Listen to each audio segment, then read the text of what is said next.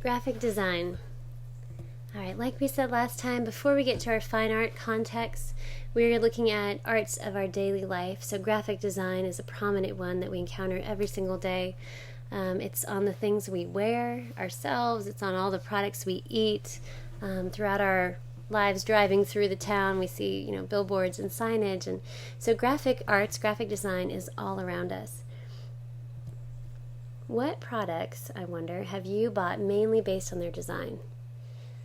Let's try to think back if you've maybe bought some CDs just because of what the cover looked like, or you were deciding between 2 or 3 products at the supermarket and you mainly picked the one you did because it had your favorite color, or a great image. So we were definitely swayed by product design and package design, graphic arts, pretty often. And that's not necessarily a bad thing. I enjoy good design, but we want to be able to not be manipulated if we don't want to. We want to be able to have some choices. So let's take a look at sort of breaking down graphic design. In terms of the history of graphic design, certainly package design and design in many forms has been happening for centuries. But in terms of the modern history of graphic design, we often look back to Henry Toulouse-Lautrec, who's living kind of during the Impressionist and Post-Impressionist era, the mid to late 1800s. And these are 2 of his posters, which you might have seen before because they're fairly often reproduced. But he would make images for the Moulin Rouge in Paris. And reportedly, almost as soon as they would be put up in the streets and alleys, people would begin taking them down and collecting them. They had become so popular. And so that was partially the beginning of seeing graphic arts not just as sort of bare bones practical conveyance of information, but that it could also have a visual appeal and be this hybrid of utility and art, right? So artful production. Graphic design at base is communication of a specific message via visual means, including image and or text. Right? So communication of a specific message via visual means, including image and text. And examples are everywhere. So package design, magazine layout and covers, book covers, CDs and DVD covers, business signs, road signs, logos, etc. Look around the room you're in and you can probably find several examples of graphic design. Signs and symbols are one way that we interact daily with graphic design. And signs and symbols at base are intended to be very universal. We hope that people from a variety of cultures, ages, genders, etc. can recognize them and read them, because it will be key to safety in some instances or key to identifying a logo, a particular brand. Logos, in particular, as an example of signs and symbols, help to create brand recognition. They are designed to embody the virtues of the idea, product, or corporation that they exemplify. But even more so than just sort of being a recognized symbol, the owners of that corporation or product hope that their logo becomes synonymous with quality in that field. They hope that it becomes synonymous with a sense of security and a sense of desire, and that it breeds brand loyalty, right? In addition to the informational aspect. The quality of a symbol is dependent on how effectively, so clearly and quickly it communicates that idea. And particularly in our world today, information really needs to be very quick and very clear. We're all busy, we don't like to waste too much time or spend too much time, and so we really want an image that tells us exactly what it is right away. So images like these, of course, and in this case when we're driving, it's not just that we don't like to wait, but that we really need to get the message quickly and clearly so that we can be safe drivers. And so these signs, you can see that most of them are very universal, using as little text as possible so that it's not only English readers who can relate to them.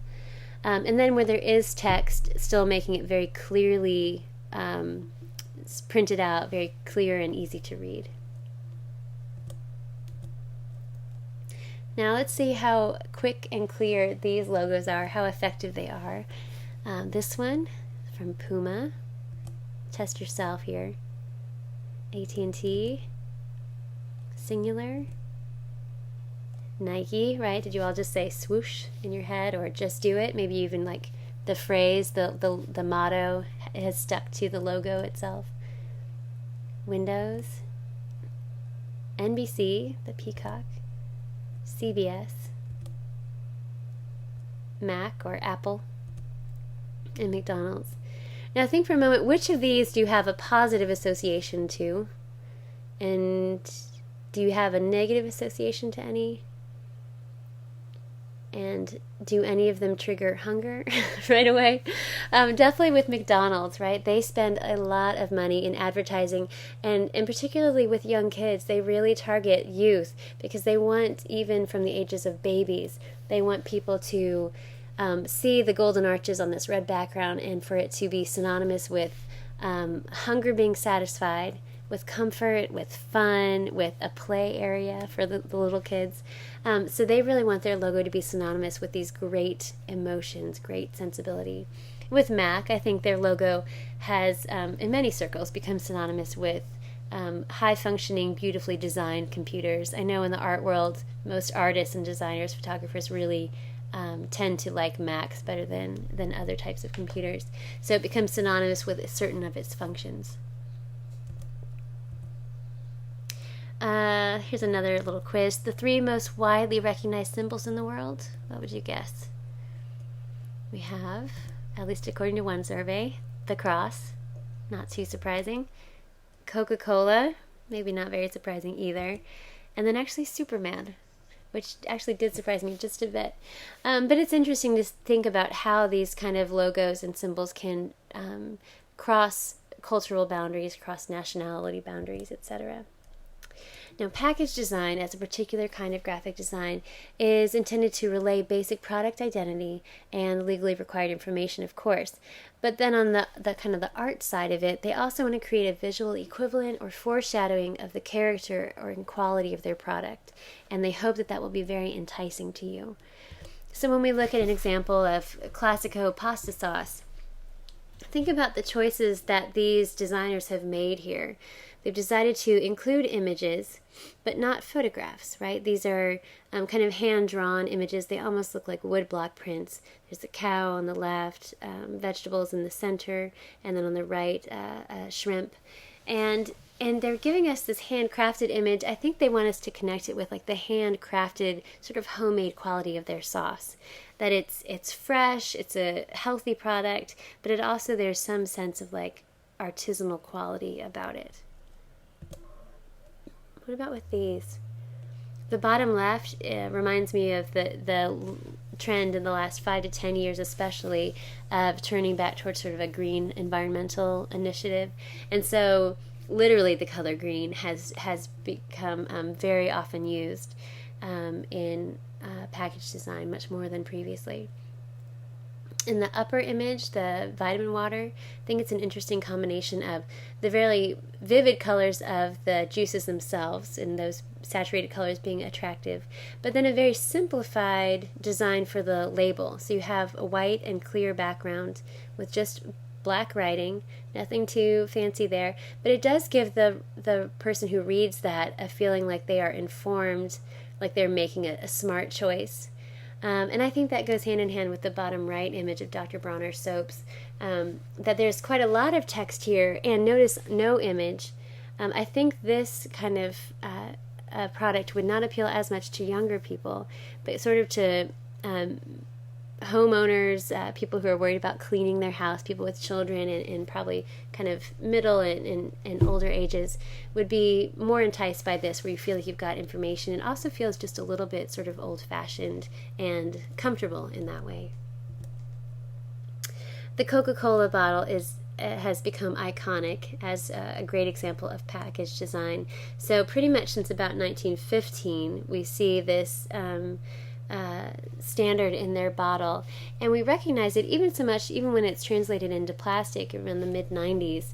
It's still got those curves that we recognize.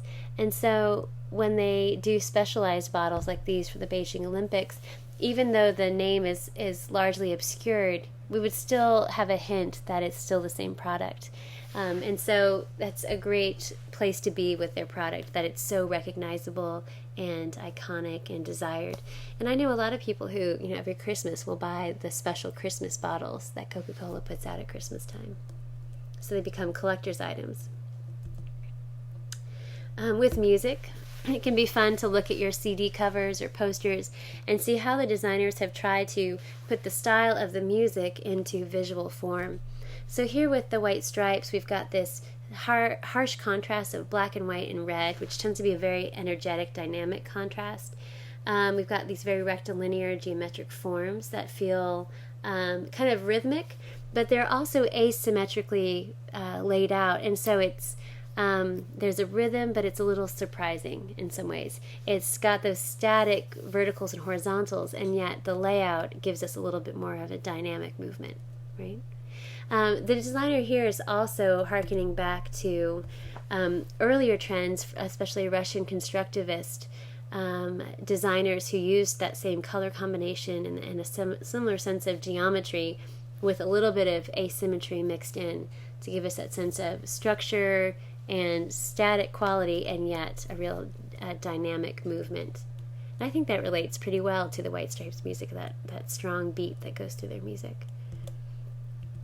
Other artists, recording artists, have used maybe diverse style, but a similar kind of icon that goes through their images. So Kanye West using the teddy bear to kind of pull his album covers into a similar vein. Now, when we look at advertising, we want to be able to notice two types of claims that they make. So direct claims, what specifically do they say or write that their product will do for you? Versus indirect claims, what is implied? And I would say that both are very powerful, but those indirect claims are kind of the ones you need to watch out for. Ways that they might be sort of swaying us that we might not even be consciously aware of. So first with direct claims, and we're going to look at a couple examples from cigarette packages of the past because it can be kind of funny and pretty interesting to look at these. So the direct claim here, 20,679 physicians say Luckies are less irritating, right? So that's a direct claim. Some indirect claims here are interesting in these two examples where they've used celebrities of the past to advertise. So Linda Darnell on the left is telling us why she changed to Camels, while Ronald Reagan on the right is telling us that he's sending Chesterfield cigarettes to all of his friends. But the implied claim here is that these upscale, attractive celebrities are using these products, and so you also should use them, right?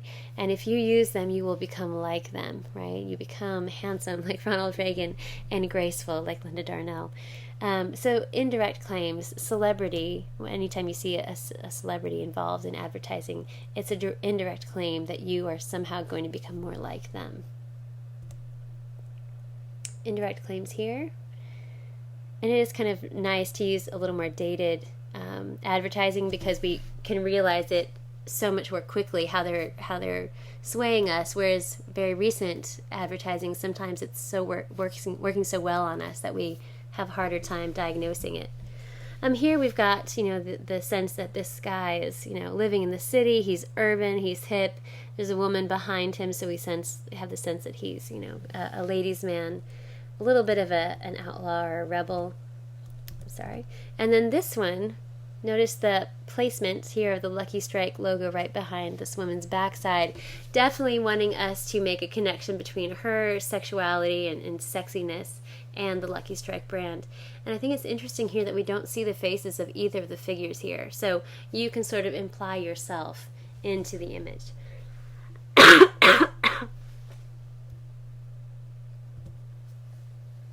Here, a direct claim that more F-Series are still on the road longer than any other brand.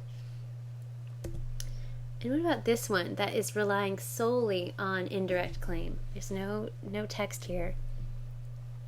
I think we're supposed to see this car as stealthy, right? Speedy, fast, sleek.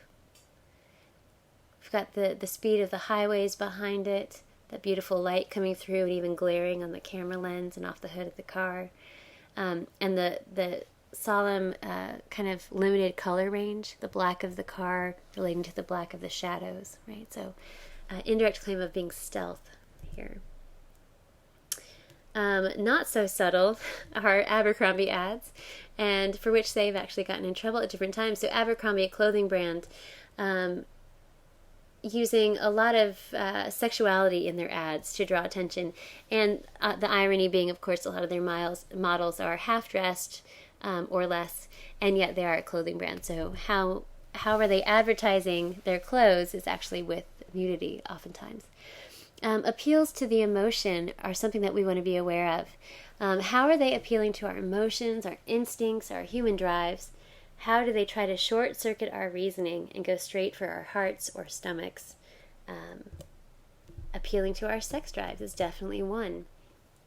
Appealing to what we think other people think is sexy is additionally a part of that. Appealing to our stomachs. So they've given us this camera angle that we're sort of right up in front of these products.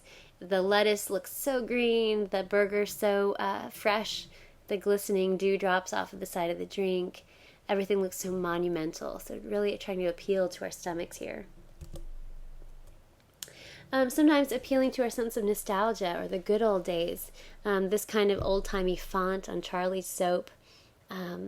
And like we talked about Dr. Bronner's soap, I think appealing for a sense of like trust in the homemade, trust in the good old days.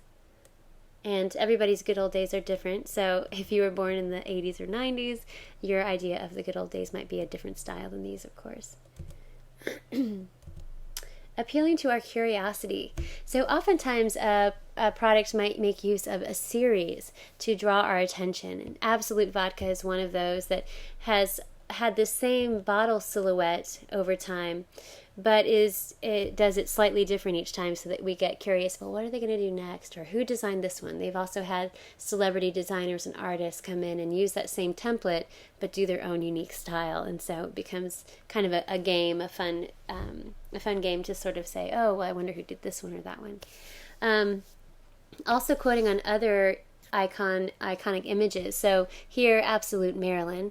They are relying and assuming that you have seen the photograph of Marilyn Monroe in a white dress standing over a street grate and the wind blowing up her dress. And so they're trying to kind of take that sense of celebrity and put it into their ad, right?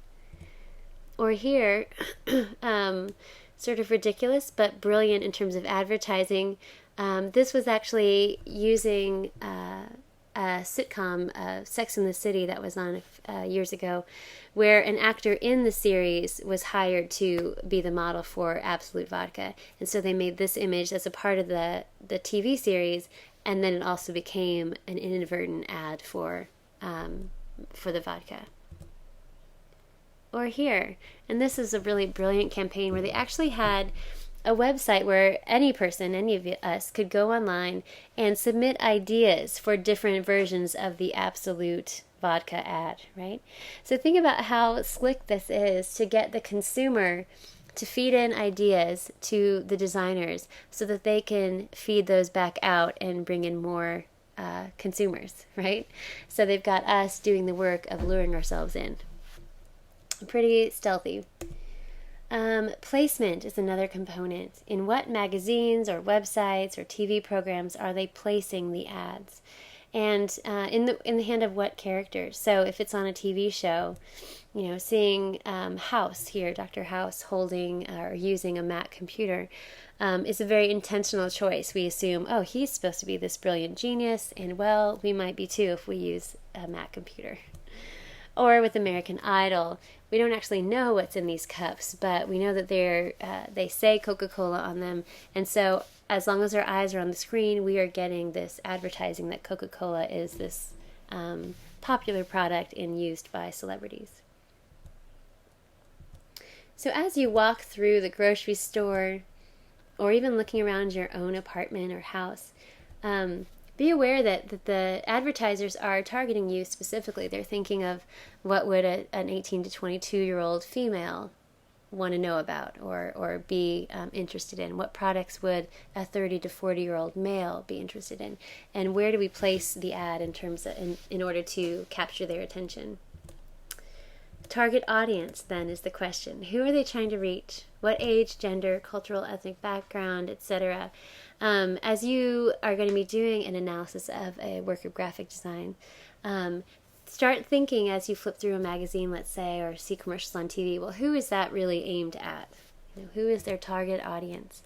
So here, this Bulgari ad, with its very kind of muted color and limited color palette, very simple and elegant design, this profile.